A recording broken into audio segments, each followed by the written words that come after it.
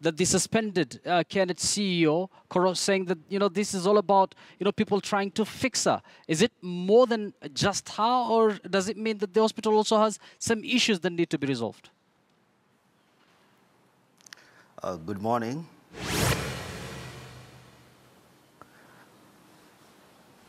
Good morning.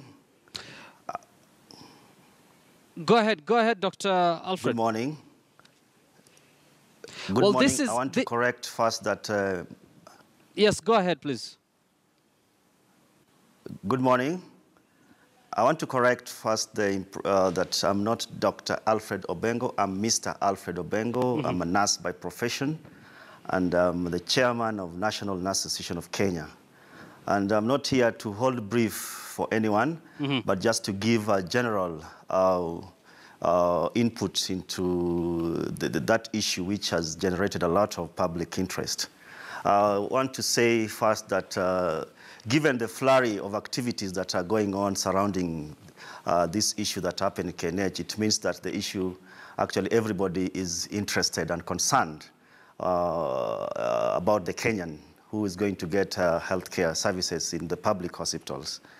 My take as an association is that we welcome that probe by the Cabinet Secretary, Cecily Kariuki, and we hope that when the probe is done objectively and professionally, we'll get to the bottom of the causes of the issues that actually are causing this problem that we have. Of course, we're also waiting for that final verdict from the probe there. And sorry for referring to you as Dr. earlier. Now, Mr. Alfred Obengo, can you perhaps tell us the role of a nurse in all these processes? Because there are those who are now laying blame on the nurses and not even the doctors who conducted the surgery.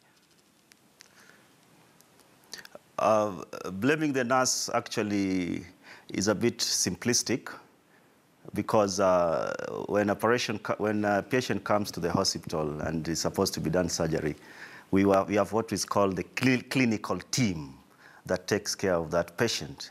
So, and every member of the clinical team has a specific role that they play.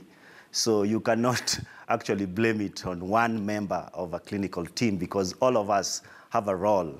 We have the anesthetist who actually prescribes anesthesia and gives the same anesthesia to a patient.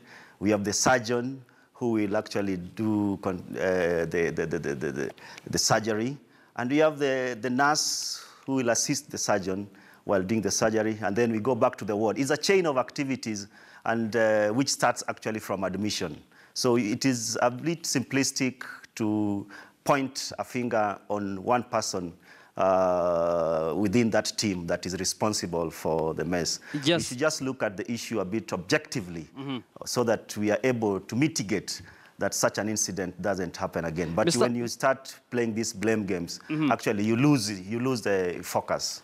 Yes. Now, Mr. Alfred, perhaps let's be solution-oriented. There are some nurses, now that you're speaking on behalf of the nurses, there's some nurses who are saying, they are overwhelmed. Case in point at the Kenyatta National Hospital. Perhaps do you think what needs to be done to make sure that this kind of a scenario doesn't happen again by hiring more nurses? Do you think that is that will perhaps offer some sort of a solution?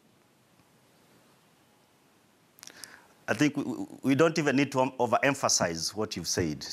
These are obvious things that if you are working in a society that really cares about its citizens, they could have be done as earlier yesterday. And a research that was done by the American Nurses Association actually indicates very clearly that the clinical outcomes that you'll get from a patient, the clinical input is directly intertwined with the staffing ratios. When you have low staffing ratios, you don't expect that that quality, care, and safety of the patient to be undertaken. So these are very obvious issues which we don't need to really belabor on. What we need is to go back to the drawing board and see how we can improve staffing in the public hospitals and who are responsible. I will also, that takes me back to Parliament.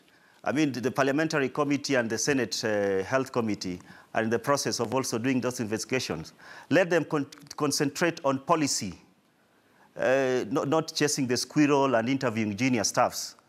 The policy makers are the ones responsible for systems, not the junior staffs. Yes, the junior staffs are just actually players in the environment that has been created by the policy makers, yes, of which they are benchmarks. Thank you, Mr. Alfred. Unfortunately, we are out of time, Mr. Alfred. Thanks a lot for your input. We do hope that the relevant authorities are listening to some of your sentiments there. Let's now focus